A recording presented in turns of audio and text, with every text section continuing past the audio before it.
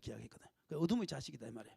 그러니까 오늘 교회는 나왔지만 혹은 또 교회를 다니지 않고 하나님을 알지 못하는 것을 뭐라고 하는가 하면 사도 바울 스스로가 나는 어둠에 있을 때 그러니까 그 사람들이 어둠의 자식인 거예요. 어둠은 마귀를 말하니까 마귀의 자녀다. 그렇게 우리가 볼 수 있죠. 그런데 이 어둠의 자녀였던 사도 바울이 예수 믿는 사람들을 잡아 죽이기 위하여 굉장히 노력을 하지요. 그래서 다른 사람들은 그냥 예루살렘에서만 예수 믿는 사람을 잡아서 죽이는데 사도 바울은 얼마나 열심히 있었든지 다메섹이라는 이국 땅에 가서까지 예수 믿는 사람을 잡아 죽이려고 가다가 그 다메섹 가는 바로 그 마지막 길에서 하나님을 만납니다. 막 빛이 비치면서 야 사울아 사울아 네가 어찌하여 나를 핍박하느냐.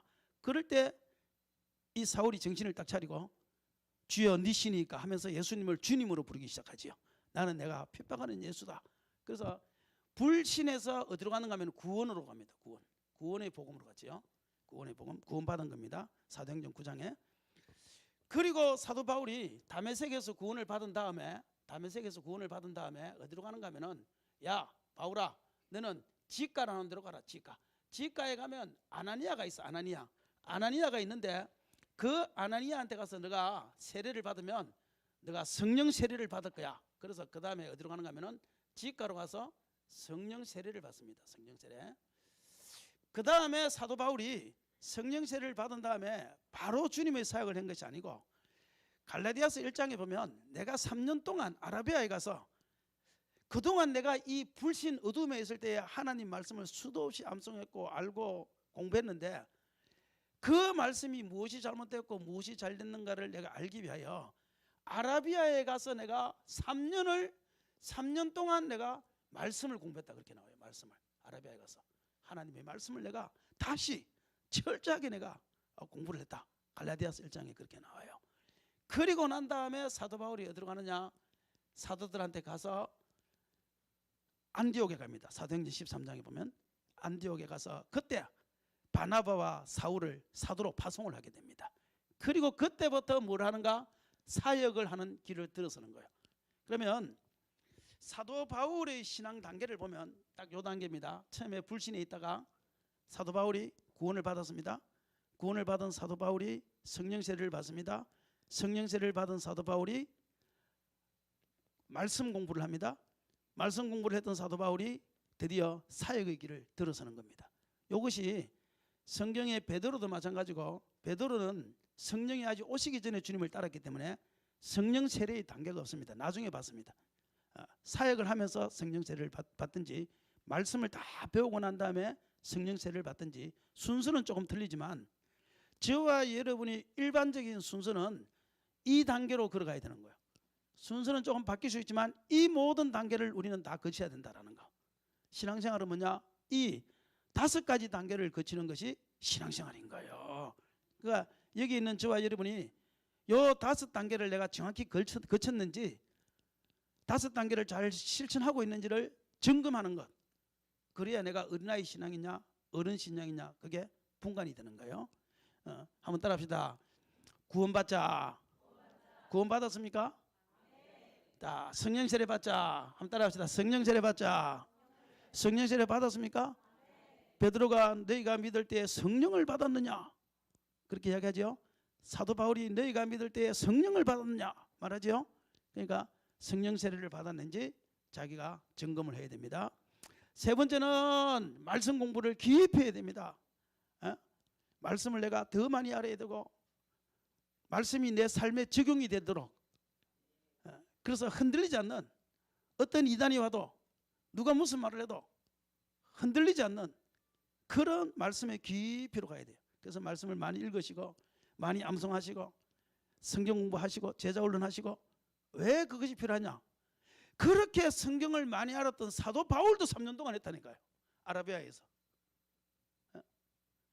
사도 바울보다 말씀 많이 읽은 사람 어디 있고 사도 바울만큼 공부 많이 한 사람 어디 있습니까? 성경 공부. 그 사람은요 랍비한테서 직접 배웠잖아요. 가말리엘 문화라고 그랬으니까. 그게 빌립보서 3장에 나오잖아요. 빌립보서 3장에.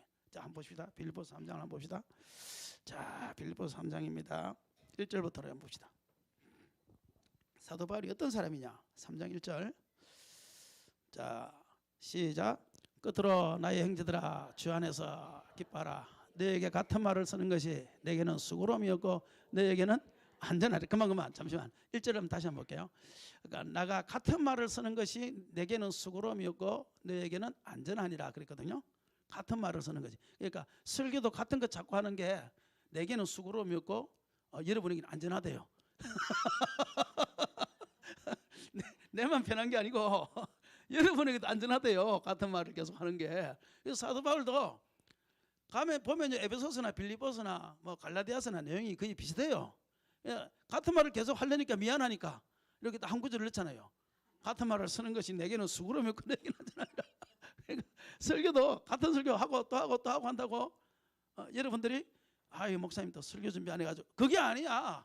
또 여러분에게 안전하다니까. 그게 이단에게 빠지는 사람들 보면요 맨날 새로운 설교만 듣다가 이단에 빠져요. 몰라가지고 말씀을. 그러니까 설교는 같은 것도 하는 것이고 제자 훈련도 같은 것도 하는 것이고 모든 훈련은요 반복하는 거예요. 반복. 언제까지 반복하는지 아세요? 우리가 탁구 선수 생활했던 사람 관장한테 물어보니까 하루에 이거를요 똑같은 자세를요 평생을 하루에 500개씩 한대요. 똑같은 자세인데 아니 그걸 아는 거를 왜요? 그러니까 근육이 기억을 완전히 하도록 했는데 근육이 머리가 기억해서 팔로 가는 것이 아니고 머리에 올라오기 전에 근육이 바로 가야 된대요. 언제까지 같은 말 자꾸 들어야 되냐? 여러분의 삶이 그대로 기억할 때까지. 머리로 갔다가 이렇게 살아야 되는구나. 이렇게 살아야 돼. 이렇게 하면 이미 늦어. 그냥 여러분들의 삶이 그냥 기억을 해서 이게 물 떠나야 되는구나. 그냥 이렇게. 언제까지 물 떠나야 됩니까? 당신이 삶이 그냥 그것이 일상되도록 할 때. 그러니까 절대 같은 설교 들을 때 했던 설교인데 그게 아니라 사도 바울도 해놨잖아요. 같은 말을 쓰는 것이 내게는 수고로움이었고 너에게는 안전하니라. 내가 잠언을요 50분 읽었거든요. 그냥 창세기부터 요한계시록까지 읽은 게 아니고 잠언만 50분 읽었어요. 잠언만 50분 읽었는데요. 읽다가 죽는 줄 알았습니다. 계속 같은 말입니다. 잠언. 나중 가니까 어디가 어떤 말인지 어디가 어떤 말인지 하나도 계속 같은 말. 성경은 계속 같은 말이다. 자, 이건 양념입니다. 양념. 아시죠? 양념. 자, 2절. 2절 시작. 개들을 상가고 행악한 자를 상가고 몸을 상해하는 일을 상가라. 자, 3절 시작. 하나님이 성령으로 봉사하며 그리스도 예수로 자랑하고 육체를 신뢰하지 아니하는 우리가 곧 할례파라. 자, 그다음 4절. 그러나 나도 육체를 신뢰할 만하며 만일 누구든지 다른 이가 육체를 신뢰할 것이 있는 줄로 생각하면 나는 더욱 그러하니니 내가 8일 만에 할례를 받고 이스라엘 족속이요 베냐민 지파요 히브리인 중에 히브리인이요 율법으로는 바리새인이요 열심으로는 교회를 박해하고 율법으로는 흠이 없는 자로다. 그만. 자, 여기 보면 8일 만에 할례 받고 이스라엘 족속이고 베냐민 지파고 히브리인 중에 히브리인이고 율법으로는 바리새인. 지금 좋은 거 다 들어갔습니다. 그렇죠? 이스라엘 사람들은요 또 가말리엘 문화고 저 정도가 되면요 성경에 대해서는 더 이상 누구에게 배울 것이 없는 사람이 누구냐? 그 사람이 사도 바울입니다. 더 이상 사도 바울을 가르칠 수 있는 자격이 있는 사람이 없는 사람이 누구냐? 그 사람이 사도 바울이거든요. 자, 그런데 문제는 뭐냐면 저 때가 언제냐면 저 때가 바로 여기라는 거 아십니까? 다소거든요. 다소에 가요. 다소. 태어난 곳이거든요. 다소거든요. 저 때가 성경은 아무리 많이 알고요 열심은 아무리 열심히 있었고 모든 것을 다 알았다 할지라도 저 사람에게 하나 딱 없는 것이 있는데 그것이 구원인가 아십니까? 내가 어둠에 있을 때 그랬거든요. 오늘 여기도 마찬가지입니다. 여러분, 내가 성경을 아무리 많이 알고 기도를 아무리 많이 하고 내가 막 교회에서 봉사를 아무리 많이 해도 오늘 여기에 사도 바울이 구원받기 전에 있던 다소에서의 열심, 다소에서의 신앙생활, 구원받기 위하여 열심히 하고 천국 가려고 막 그냥 막 목숨을 다해서 일하고 막 그렇게 하시는 분들이 있다면 그분은 지금 아직 불신자라는 사실을 기억하십시오. 오늘 이 자리에 불신자가 한 명도 없어야 됩니다. 어둠의 사람이 한 명도 없어야 됩니다. 할렐루야. 여기에 있는 사람이 교회 안에 있는 불신자가 어디로 와야 되는가 하면 구원의 단계로 와야 돼요. 구원의 단계. 구원받아야 됩니다. 요 구원의 단계는 로마서에 제일 잘 해놨는데요. 로마서 1장에 보면 이 복음이라는 것이 있거든요. 복음. 자, 복음이 있는데 복음은 5가지죠. 첫 번째는 천국입니다. 천국. 다음에는 하나님입니다. 그 다음에는 인간입니다. 그 다음에는 예수 그리스도입니다. 그 다음에는 믿음입니다. 요 5가지를 우리는 복음이라고 그래요. 자, 한번 따라 천국, 하나님, 인간, 예수 그리스도, 믿음. 요 5가지를 복음이라고 그래요.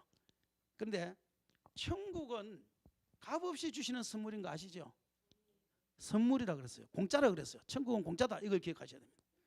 내가 교회를 열심히 다녀서 기도를 열심히 해서 헌금을 열심히 쌓아서 불공을 열심히 들어서 천국 가는 것이 아니고 천국은 하나님께서 공짜로 주는 것이다. 그걸 기억하셔야 돼요. 왜냐하면 하나님은 의로우신 분이고 하나님은 사랑이 많으신 분이기 때문에. 그런데 문제는 하나님께 있는 것이 아니고 누구에게 있는가 하면 인간에게 있는 거예요. 왜냐? 인간은 의로운 사람이 한 명도 없기 때문에. 죄인이 아닌 인간은 한 명도 없습니다. 로마서 1장에 딱 이렇게 이야기해요. 야, 복음으로 구원받아 일어나놓고 하는 말이 그 다음에 이렇게 이야기해요. 야, 안 믿는 사람 있지. 하나님 모르는 사람 있잖아요. 그러면 하나님 모르는 사람은 율법을 모르고 성경을 모르는데 지옥 가요 천국 가요 이렇게 묻는단 말이에요. 하나님 모르면 천국 가요 지옥 가요? 지옥 가지요. 근데 성경을 알아요 몰라요? 그 사람들이 모르잖아요. 예수님을 알아요 몰라요? 모르잖아요. 그러면 지옥을 보내면 하나님 잘못한 거 아니냐? 몰라서 못했는데 어떻게 그 사람을 지옥 보내냐? 이렇게 사람들이 말을 한다 이 말이에요. 내가 무슨 죄를 졌냐? 그러니까 로마서 1장에 사도 바울이 이렇게 딱 해요. 불신자들이 하나님을 알지 못하는 사람들은 죄인이야. 왜 죄인이냐? 그러니까 첫 번째로 하는 말이 이렇게 이야기합니다. 모든 사람이 하나님께서는 자연 만물을 통해서 하나님이 살아계심을 분명히 증거했기 때문에 그 사람들은 어느 순간인가 자연 만물을 통해서 하나님을 아는 사람들이 있다. 그 사람은 하나님을 내가 알았음에도 불구하고 하나님 앞에 나오지 않았기 때문에 그 사람 죄인이야. 그렇게 이야기해요. 아니 나는 살아가면서 한 번도 자연 만물을 통해서 하나님을 생각한 적이 없는데요. 이제 이렇게 딱 이야기하잖아. 그러면 그 사람에게는 두 번째 2장에 가면 이렇게 딱 이야기합니다. 뭐라고 하면 야 판단하지 너 판단하지 너 판단하죠. 그러면 너 뭐라고 판단하냐? 아이 저놈 저거 나쁜 놈입니다. 저 사람 저거 교통질서를 위반했습니다. 저거 사람 성질 더러워가지고 날마다 다른 사람을 열받게 합니다. 너 판단하지? 너 판단하지요. 그러면 하나님께서 너를 판단하실 때 하나님께서 너를 심판하실 때 네가 판단했던 그걸 가지고 판단한다는 거예요. 네가 성경을 몰라도 네가 판단한다는 말은 그것이 잘못인 것을 안다는 거예요. 맞죠? 내가 판단한다는 것은 잘못인 걸 안다는 거예요. 아닙니까 여러분? 좀 고개를 한번 끄덕끄덕 해보세요. 맞죠 장로님? 판단한다 이 말은 벌써 당신이 목사님을 판단하고 막 장로님을 판단하고 막 권사님을 판단하고 당신이 판단을 다 한다는 거예요. 다 한다는 말은 무슨 말이냐면 그것이 잘못인 줄 안다는 거예요. 그런데 판단하는 네가 같은 일을 행한다는 거예요. 문제는. 그래서 하나님이 네가 법을 몰라도 네가 판단했던 그 모든 것을 비디오를 틀어가지고 네가 판단한 것이 죄인 줄 알았음에도 불구하고 네가 똑같은 일을 행했냐 안 했냐 그거를 하나님 가지고 판단하겠다는 거예요. 그럼 거기 걸릴 사람이 있어요 없어요? 안 걸릴 사람이 있어요 없어요? 아무도 없다 이 말이에요 지금. 그래서 믿지 않는 사람은 두 번째 뭐냐? 판단하는 것을 가지고 내가 판단한다. 그렇게 못을 박아버렸어요. 세 번째 나는요 한 번도 판단해 본 적도 없고 나는 멍청해서 한 번도 남을 판단해 본 적이 없는데요. 그렇게 말하냐? 그러면 너의 양심을 가지고 내가 너를 심판하겠다 그렇게 해요. 양심에 걸리지 않는 사람 누가 있습니까? 그래서 그 사람은 믿지 않는 사람은요 하나님 말씀을 가지고 심판하는 것이 아니고 요거 세 가지를 가지고 자연 만물을 통해서 네가 하나님을 생각한 적이 있느냐 없느냐? 없는데요. 그러면 네가 남을 판단한 적이 있느냐 없느냐? 있는데요. 그러면 그걸 가지고 판단한다는 거예요. 그리고 그것도 난 안 걸리는데요. 그래? 그럼 너 양심을 보자. 사람은 양심을 보지 못하지만 하나님은 양심을 봐. 그러니까 너의 양심을 가지고 내가 너를 판단한다. 주님 그렇게 딱 로마서 1장 2장에서 이야기하는 거예요. 그래서 사람은 다 죄인이라는 거예요. 그럼 예수를 믿는 사람은 어떻게 합니까? 믿는 사람이야 볼 거 없어. 그는 하나님 말씀 가지고 그냥 그대로 판단해. 하나님 말씀 가지고 그대로 판단해. 그렇게 이야기하는 거. 그러면 죄인이 아닌 사람이 있을까요? 없을까요? 그래서 로마서 3장에 모든 사람이 죄를 범하였으면 하나님의 영광에 이르지 못하더니 그렇게 딱 못을 박아버리는 거예요. 그렇게 이야기하니까 사람들이 뭐라고 하냐면 사도 바울 그럼 너는 낫냐? 막 또 사도 바울을 하기 위해서 손가락질 하잖아요. 사도 바울이 영안이 있으니까 직접 손가락질은 못 듣지만 속으로 알잖아요. 딱. 그러니까 사도 바울이 우리는 나으뇨? 그럴 수 없느니라. 따라합시다. 우리는 나으뇨? 결코 아니라. 사도 바울도 아니래요. 아니래요. 목사님 말하는 설교하는 목사님 당신은 나으뇨? 결코 아니라. 우리도 다 죄인이다. 모든 사람이 죄 아래 있다고 선포했다. 아멘. 그래서 우리는 누가 필요하냐? 예수 그리스도가 필요하다. 예수 그리스도가 아니고는 누구도 구원받을 길이 없다. 예수 그리스도를 믿는 믿음으로 우리는 천국을 간다. 할렐루야. 그걸 사도 바울이 로마서 1장에서 4장까지 딱 이야기했는데 아하 내가 어둠에 있을 때 모든 것을 다 알았어도 나는 천국 가지 못하는 백성이었구나. 이제 내가 예수 그리스도를 통해서 요 5가지를 통해서 나는 구원받은 백성이 되었구나. 그렇게 딱 이야기하는 거예요. 그러므로 오늘 저와 여러분이 죄가 있고 없고를 떠나서 나는 죄인입니다 고백하고 예수님이 내 죄를 위해서 십자가에 달려 죽었습니다 고백하면 그 순간 저와 여러분이 하나님의 아들과 딸이 된 줄 믿으시기를 바랍니다. 그거 없으면요 아무리 교회 열심히 다녀도 아무리 신앙생활 잘해도 헌금 많이 해도 고행의 길을 걸어가도 그 사람은 아직까지 1단계입니다. 1단계. 오늘 여기에 그런 사람 한 사람도 없기를 바랍니다. 어떤 목사님이 이야기하더라고요. 자기는요 어디를 가도 이 구원에 대한 설교를 하는데 한 번은 선교지에 가서 했다. 선교지 가는데 선교사님들을 이제 입고 이렇게 막 오잖아요. 선교제 가면 선교사님도 같이 참석하잖아요. 옛날에요. 참석하면요 막 그거 써서 이게 하고 나서 바깥에 나가서 손을 잡으면서 꼭 자기는 그랬대요. 자기는 왜냐면은 목사 되고 나서 11년 있다가 그 사실을 알고 그때 구원받을 때 자기는요 목사 된 지 11년 만에 자기는 몰랐대요. 그냥 열심히 하면 구원받은 줄 알았대요. 그래가지고 그 다음부터 이분이 구원의 도를 알고 난 다음에 어디 가도 자기 같은 사람이 있을 거라고. 그래서 항상 구원에 대한 메시지를 정하는데 선교제 갔더니만요 바깥에서 항상 악수하면서 형제님 구원받았습니까? 그러면 아멘. 그날 그 설교했으니까 자매님 구원받았습니까? 그러면 아멘. 맨날 그렇게 질문을 자기는 한대요. 하는데요 선교사님 한 분이요 뺑뺑 돌면서 끝까지 안 놓더래요. 막 커튼도 만져보고 막 의자도 만져보고 막 피아노도 만져보고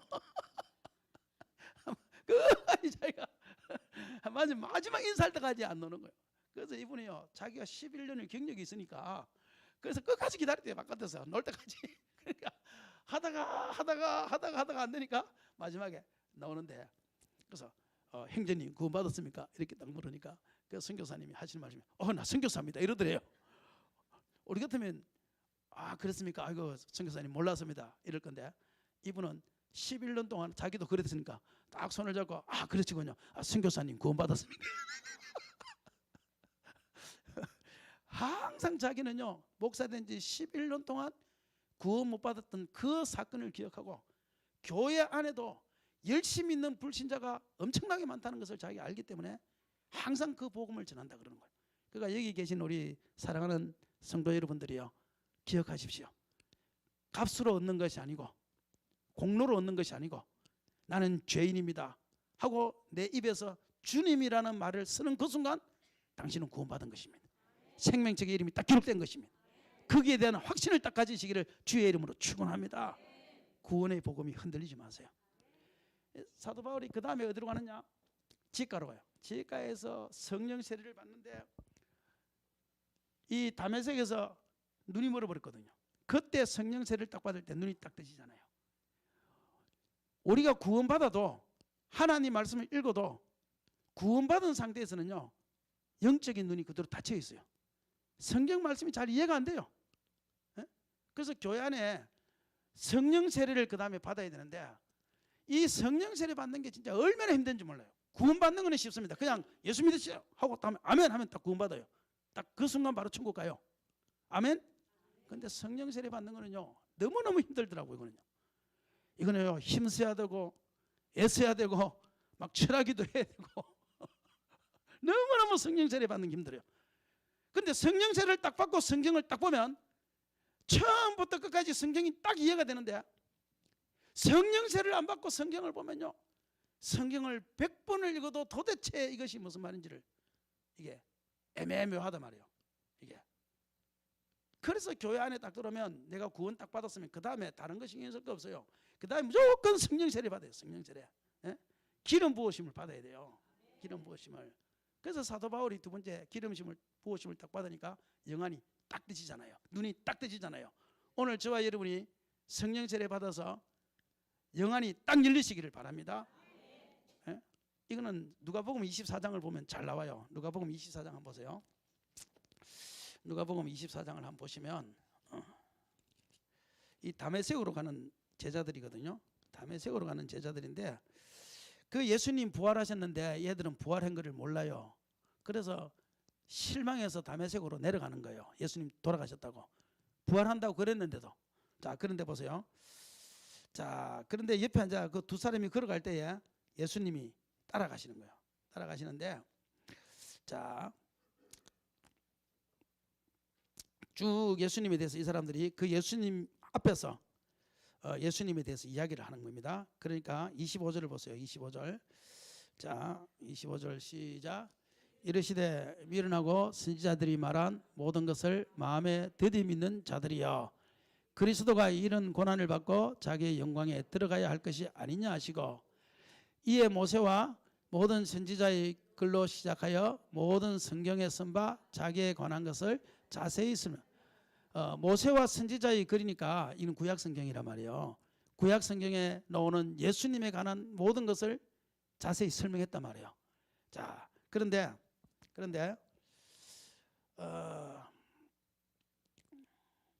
자, 30절을 보세요. 30절 시작. 그들과 함께 음식 잡수실 때에 떡을 가지사 축사하시고 떼어 그들에게 주시니. 자, 31절 시작. 그들이 눈이 밝아져 그인 줄 알아보더니 예수는 그들에게 보이지 아니하시니라.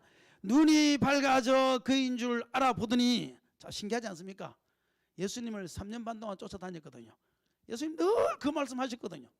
3년 반 동안 묶어자고 하면서 기적을 체험하면서 예수님을 쫓아다녔거든요. 풍랑잔잔하게 하는 것도 봤고요, 무리로 걸어오는 예수도 봤고요, 오병이의 기적도 봤고 다 봤는데 3년 반이 지나서 지금 예수인지 모르는 거예요.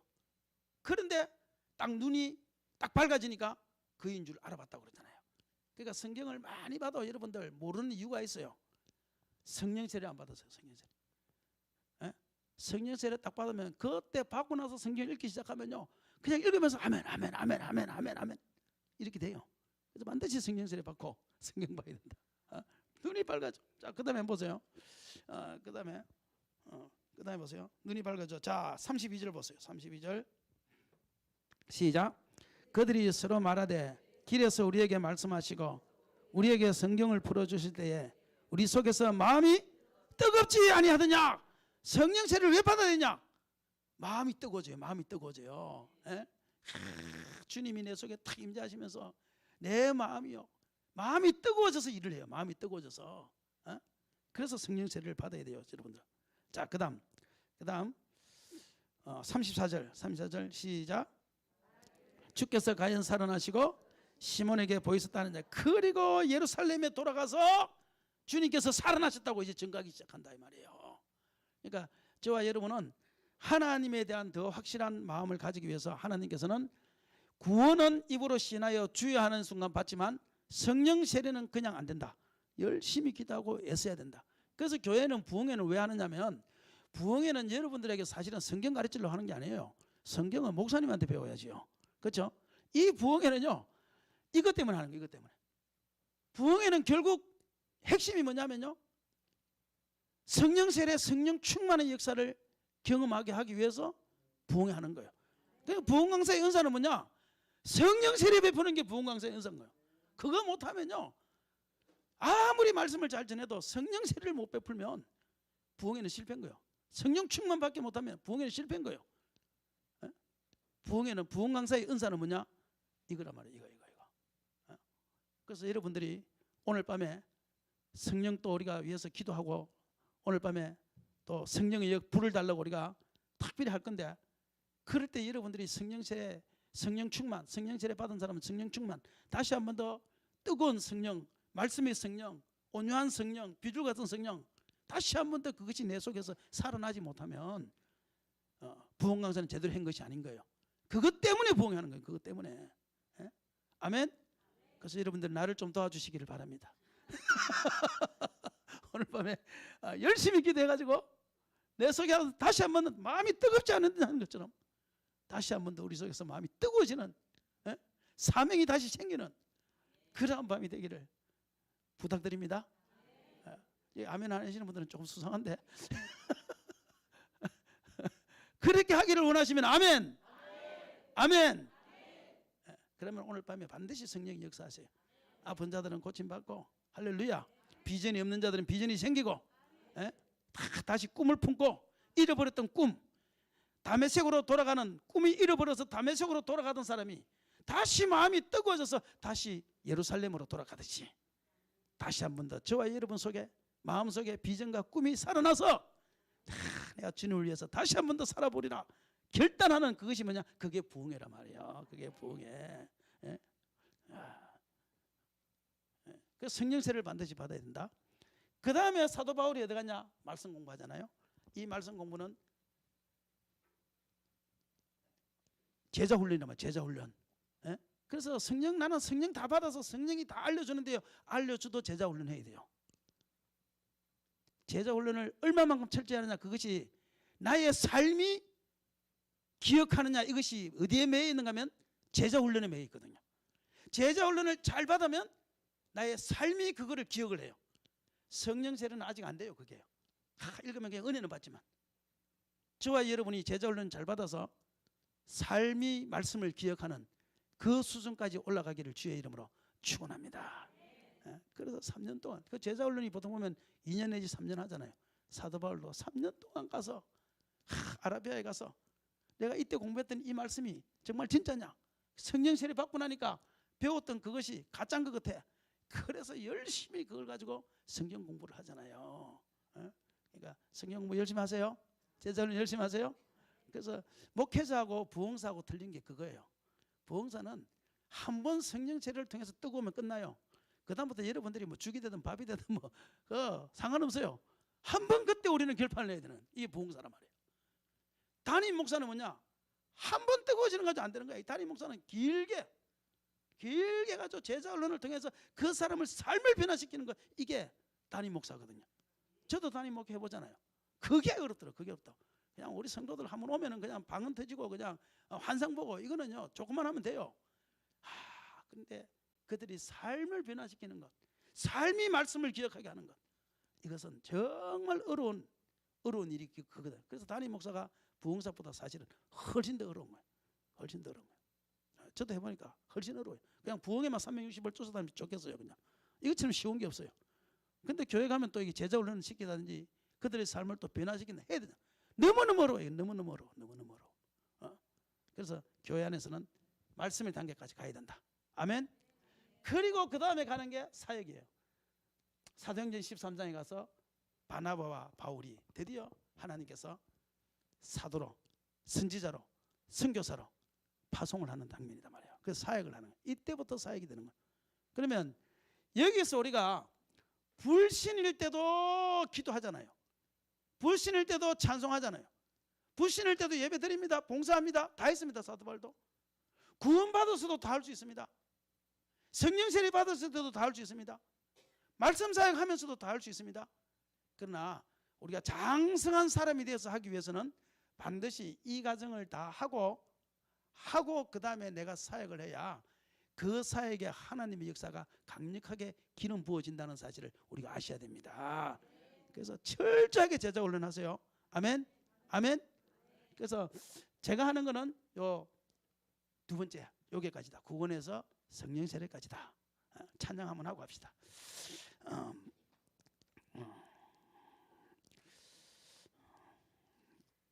우리 95장 한번 하겠습니다. 찬송가 95장. 나의 기쁨 나의 소망 되심.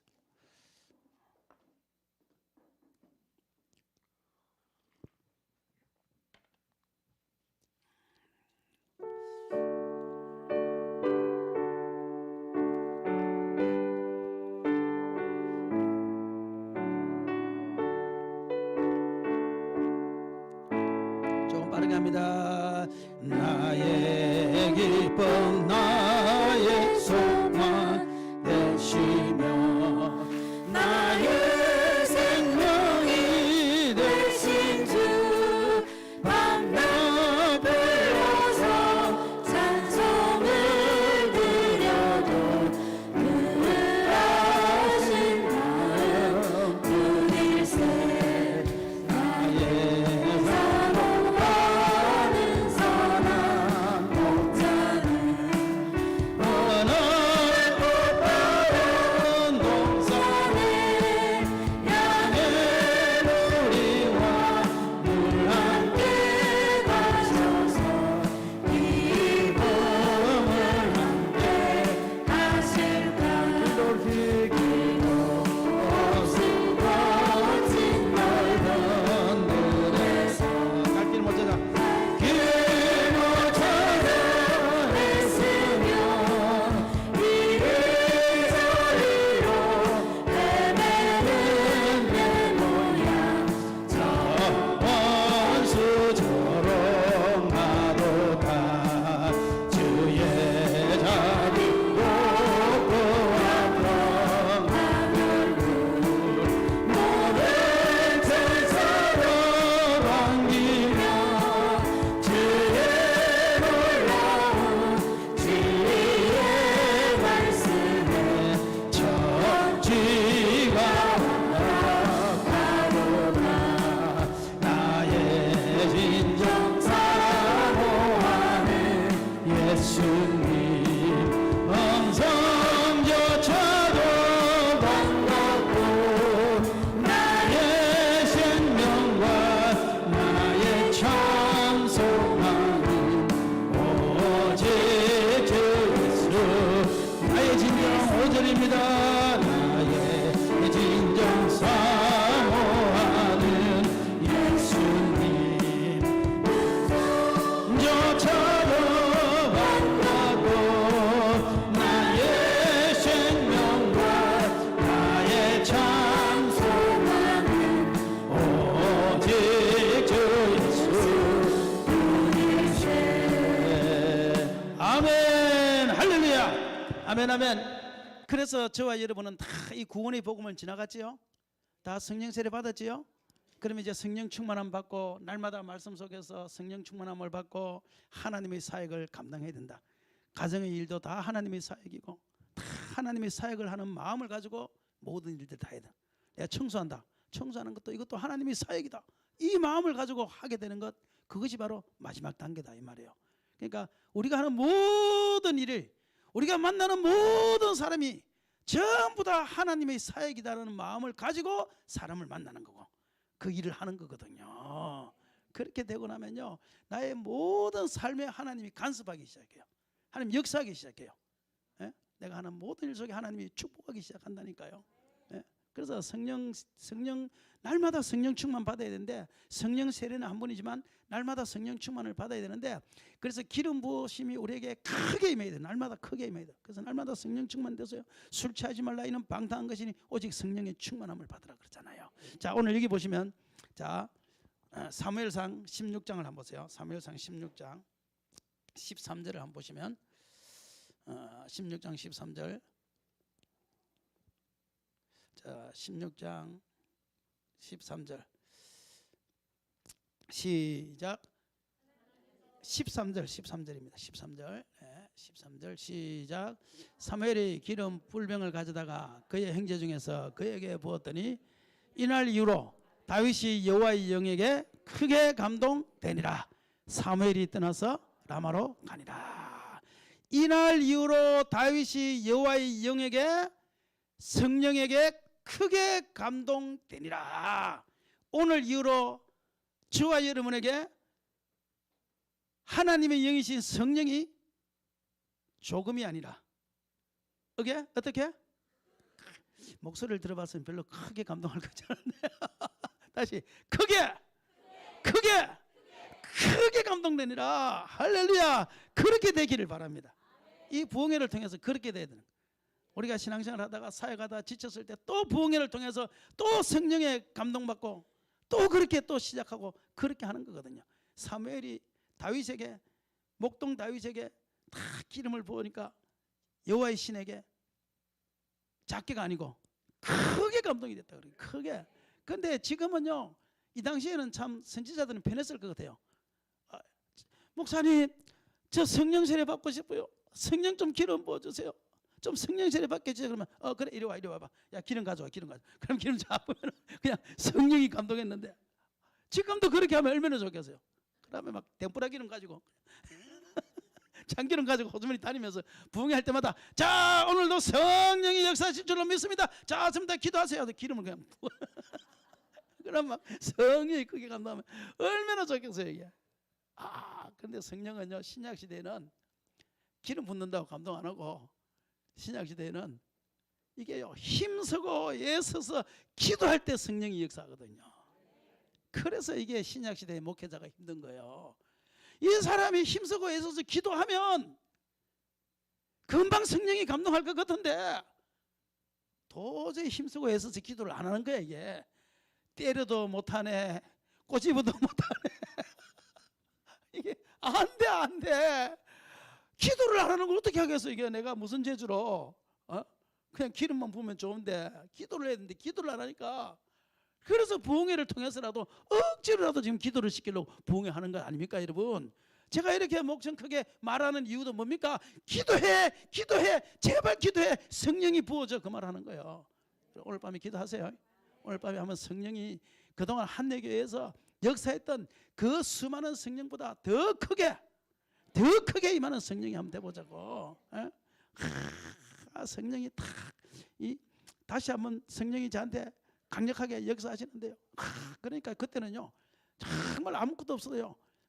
천국을 내가 딱 가졌다는 생각을 가지니까, 야, 그때는요. 그리고 여러분, 태양이 지구를 돌아요, 지구가 태양을 돌아요? 지구가 태양을 돌죠. 그런데 지구가 나를 위해서 도는 것 같더라고. 진짜 막 성령이 막 내 속에 다시 한번 역사하시는데, 야, 세상이 전부 다 내 중심으로 도는 것더라. 내 중심으로. 야, 태풍이 오는 것도 내 중심으로 오는 것도, 나를 위해서 오는 것도, 나를 위해서. 야, 태풍이 와가지고 관광객들이 하루 못 가잖아요. 예를 들어서 못 가는데, 야, 나에게 돈을 덜 벌게 해주려고 못 가는 것들. 태풍이 온다 소리 들으면 기도해요. 하나님, 올 때는 태풍 안 오고 갈 때 오게 해주세요. 진짜요. 태풍도 나를 위해서 오는 것들아니까요. 크게 감동해요. 지금 보세요. 다윗이 기름을 크게 감동했는데, 그 다음에 일어난 사건이 17장에 보면요, 사울이 귀신 들린 사건 아니에요. 사울이 누구 때문에 들렸을까요? 다윗 때문에. 다윗이 가가지고 하프를 치면서 찬양할 때 귀신이 떠나가잖아요. 그 다음에 17장에 보세요. 17장에 가면 전쟁이 일어나요. 골리앗이, 야, 사울아, 너와 내와 1대1로 붙자. 다 그러면서 하나님을 욕하니까 사울은 못 나가잖아요. 그때 누가 나가요? 다윗이. 나는 만군의 여호와 이름으로 나간다. 그래서 돌을 던져서 쓰러뜨리고 칼을 꺼내서 잘라서 이기잖아요. 그 이후로 그 다음부터 다윗이란, 목동 다윗이, 그 이전에는 이름도 없었어요. 그렇지 않습니까? 누가 다윗을 압니까? 아무도 모릅니다. 그런데 그때부터 사람들이, 사울은 천천히요, 다윗은 만만히요. 다윗이요, 사울이 사유가 되어버리잖아요. 그 16장에 기름 부으심이 크게 임했을 때, 사울에게 귀신 들리는 것도 내가 보니까 다윗 때문에 들은 거고, 골리앗이 난리친 것도 다윗을 세우려고 그게 난리친 거 같더라니까. 그냥 그게 사실인지 가짜인지는 몰라. 그런데요, 내가 막 그날 성령이 막 충만해지니까, 와, 진짜 사울이 귀신 들린 게 은혜고 골리앗이 난리친 게 은혜더라니까. 이게 다윗을 들었으려고 하나님이. 그렇게 막 생각이 드는데요, 세상에 제주도에 태풍이 온 거 아닙니까? 그 다음에 볼라벤 태풍이라고 진짜 강한 태풍이, 제주도 지금까지 있었던 태풍 중에서 제일 강한 태풍이 볼라벤 태풍입니다. 볼라벤 태풍이 왔는데요, 야, 그때는 제가 이제 처음 은혜 받고 그냥 팔딱팔딱 뛸 때지만, 아직까지 나한테 현실은 아무것도 달라진 것이 없는 그때, 우리 아들이 대학교 가야 되는데 등록금도 없는 그때였어요. 근데 세상에 제주도에 태풍이 딱 온 거 아닙니까? 그런데요, 태풍 오니까 나도 집에서 가만히 앉아 있었죠. 뭐 내가 태풍 오는데 어디 갑니까? 야, 그런데 서귀포에서, 제주시하고 서귀포는 1시간 거리 아닙니까? 서귀포에서요, 그날 국민일보에서 그 전도 세미나가 있었는데 그 강사 목사님이요, 세상에 와야 되는데 그날 오후에 가야 되는데 태풍이 와서 못 간 거예요. 발이 묶여버린 거예요. 발이 묶여서 못 돌아가게 됐을 때요, 그날 산속에 숙소를 잡아준데 전기가 나가고 수도가 나가고 다 나가버렸어요. 그러니까 이 강사 목사님이요, 견디다 못해가지고 누구를 통해가지고 저한테 연락이 왔어요. 연락이 와가지고, 목사님 도저히 여기서 못 있겠는데 시내에 방 한 개 얻어주세요. 그래가지고 시내에다가 방을 얻어준 거예요. 근데요, 이 강사 목사님이 뭐를 좋아하는가 하면 탁구를 좋아하는 거. 탁구를, 저도 탁구를 좋아하거든요. 그 당시에 열심히 치지는 않을 때지만, 그래가지고 탁구를 좋아한다 그러니까 태풍이 묶여서 어디를 가요? 그래서 태풍이 하나 더 와가지고 2개가 와가지고 이게 묶여가지고 4일을 못 가게 되는데, 4일 동안요 탁구장 가서 주구장창 탁구만 친 거예요. 주구장창. 갈 게 뭐죠? 태풍이 왔는데 관광을 가겠어요? 뭘 하겠어요?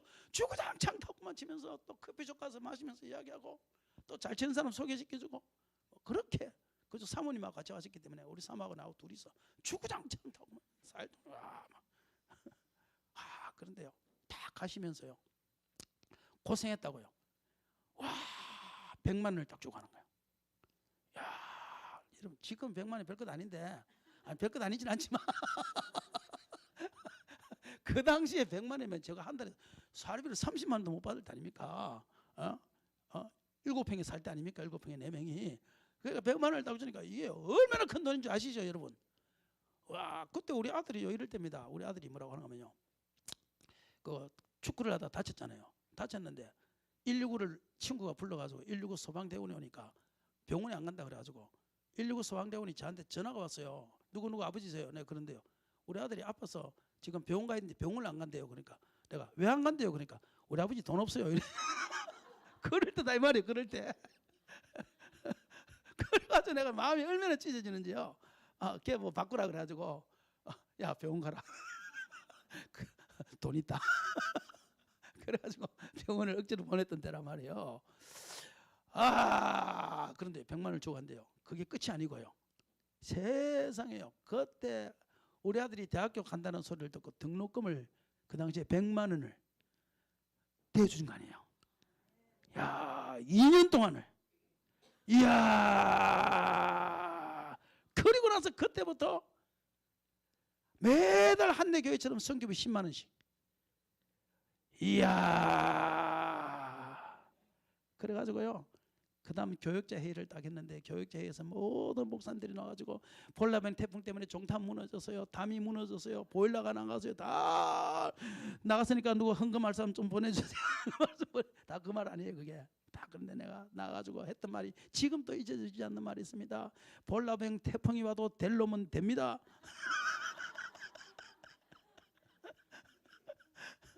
따라합시다. 태풍이 와도 될 놈은 된다. 성령의 기름 부으심을 받고 나니까 사울이 귀신 들린 것도 다윗 때문에 그런 거고, 세상에 전쟁이 일어나는 것도 다윗 때문에 그런 거고, 태풍이 온 것도 나 때문에 그런 거고, 하나님께서 우리 아들 등록금 대주려고 태풍이 온 것 같은 거야 세상에. 내가 그래서요, 성령의 기름 부으심을 받는 것이 사람의 생각을 얼마만큼 바꾸는가를 제가 그때 알았어요. 그때부터 지금까지 저는요, 메르스가 왔다, 코로나가 왔다, 이렇게 우리 계속 있었잖아요. 그럴 때마다 하나님께서 하나 올 때마다 하나님이 복을 부어주시더라고요. 그래서 지금도 저는 생각하고 있습니다. 내가 이렇게 어려울 때 하나님 코로나가 한 번 더 오면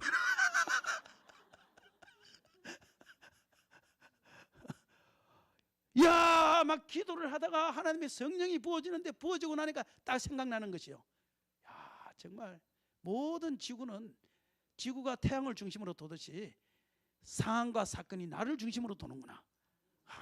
코로나 우리 아들 장가 볼래 놀고 돌았구나 내가.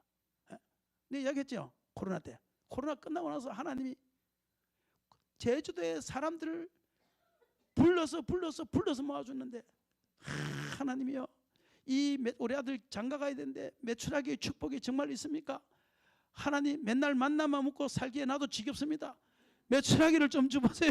장가 우리 아들은요, 우리 아버지한테요 말할 것이 없으니까 아예 그냥 포기했어요. 포기해가지고 내가 뭐라고 하면 아버지는 아무것도 걱정하지 말고 내가 다 자존심 얼마나 상하는지. 그래서 내가 야, 그까지 바꿔본 내가 내야지. 그래도 그까지 바꿔 얼마야? 그러니까 3천만 원요. 에? 300이 아니고 3천만 원요. 그래가지고 300 아니야? 혹시 내 잘못하고? 아니, 한 사람당 10만 원 적여서 300만이 기본이래. 300명이. 그래서 3천만 원이라는 거예요. 아, 큰 소리 치고 나서요, 얼마나 내가요 후회했던지요. 아, 진짜 가격이나 알아보고 말할 거.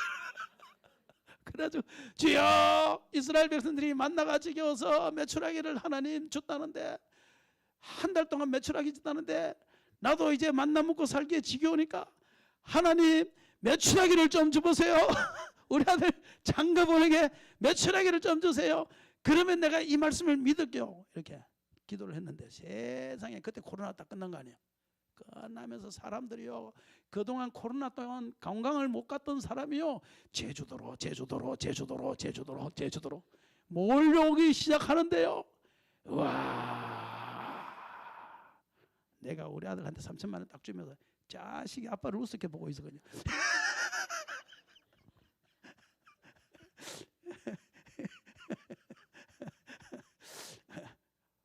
이것이 뭐냐면요, 정말 제가 그때 하나님 앞에서 다시 한번 은혜를 받고 하나님의 성령의 기름 부으심을 다시 한번 받는데, 받고 났을 때 진짜 제가 그 생각이 들었다니까요.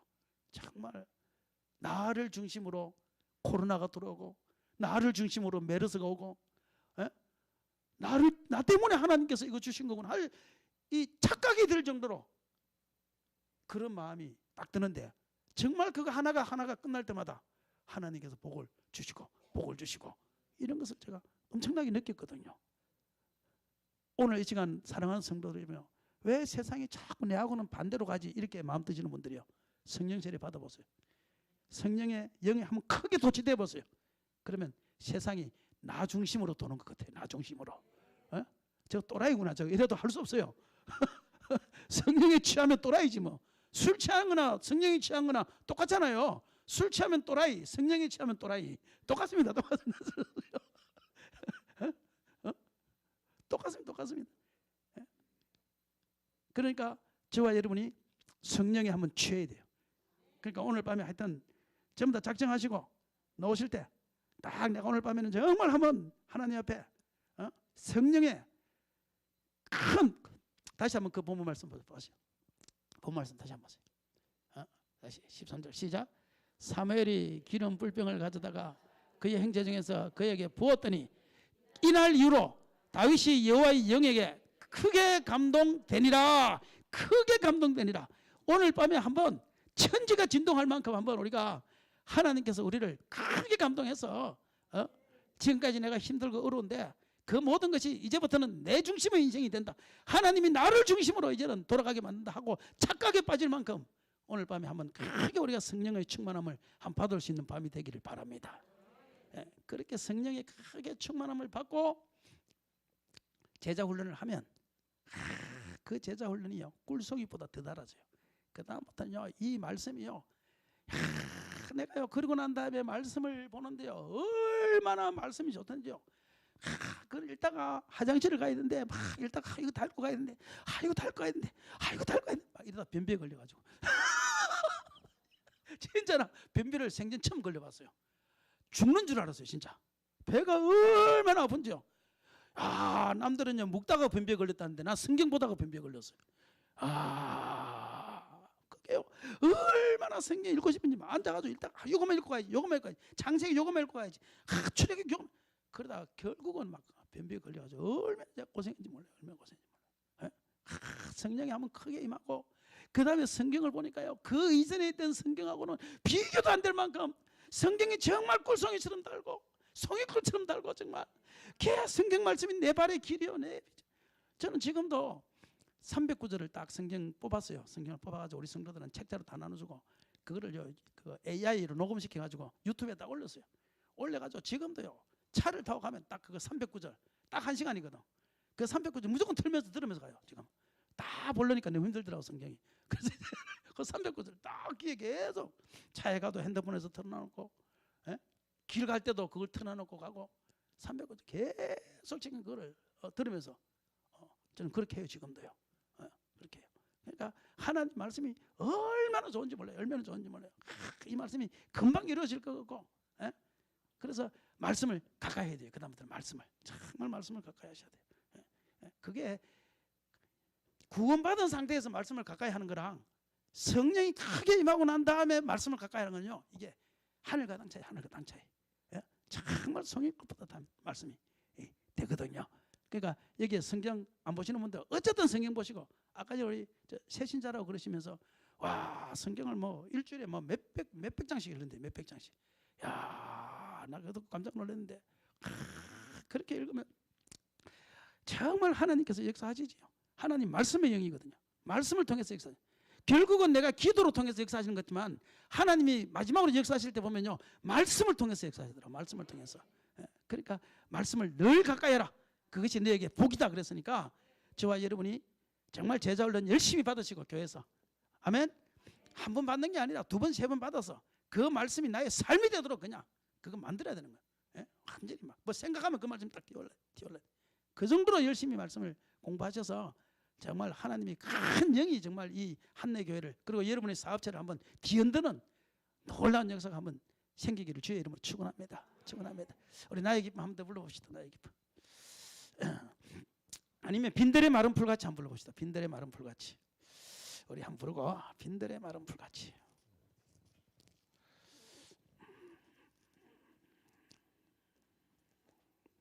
(183장) 찬송가 183장.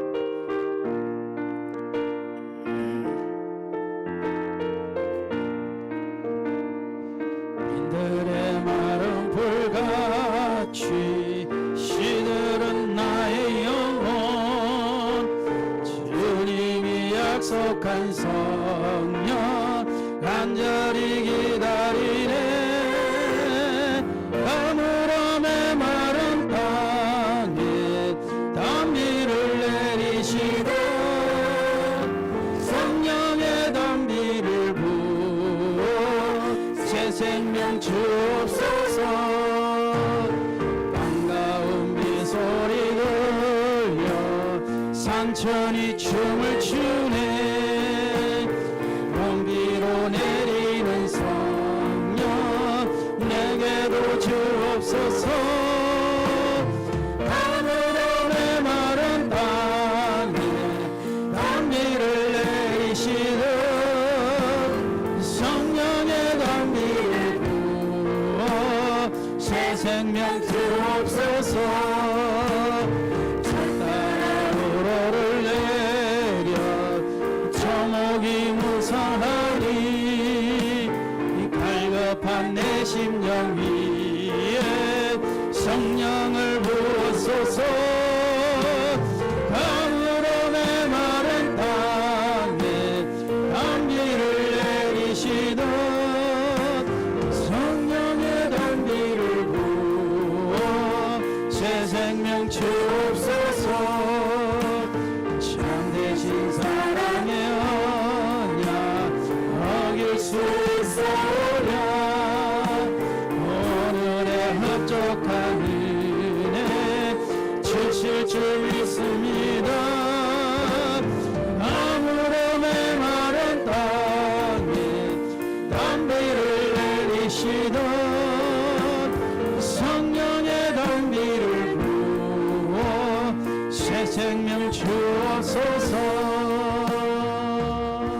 아멘. 오늘 우리 낮에 공부했던 내용은 신앙의 성숙 단계입니다. 처음에는 구원의 단계. 반드시 구원받아야 됩니다. 다른 거는 안 받아도 상관없어요. 제일 중요한 것은 이 구원의 과정입니다. 구원은 반드시 이거는 선택의 여지가 없어요. 구원받아야 됩니다. 여기서 구원받고 죽어도 천국 가요. 그러나 우리가 바로 죽을 게 아니라 한평생을 세상에서 살 거기 때문에 나머지 단계를 거쳐야 된다. 두 번째는 반드시 성령 세례, 성령 충만 받아야 된다. 그것도 크게 충만이라는 것은 가득 찬다는 말이니까 그걸 조금 전에 그 말씀으로 말하면 크게 임해야 된다라는 걸 이야기하는 거죠. 그 다음에 우리는 말씀 공부를 그때부터 열심히 해서 그 말씀이 나의 근육이 돼야 된다. 내 삶이 말씀을 기억해야 된다. 그냥 삶에서. 예?